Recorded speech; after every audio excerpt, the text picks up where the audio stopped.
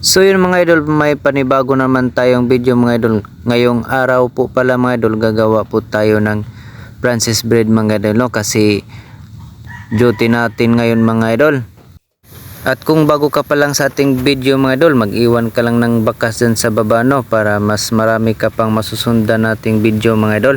At dito po ay nagsimula na po akong gumawa ng ating Francis bread mga idol, no? Ganito lang po paggawa mga idol, no? Sa hindi po alam mga idol.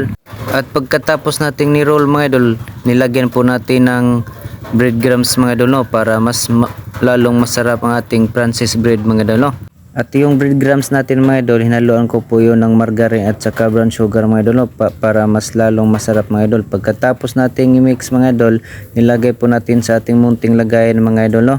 At pagkatapos natin mga idol, sinundan natin slice mga idol, no? Para mas lalong maganda yung shape ng ating Francis bread mga idol, no? Masarap talaga idol pag ganyan pag-process mga idol, no? Sa ating Francis bread mga idol.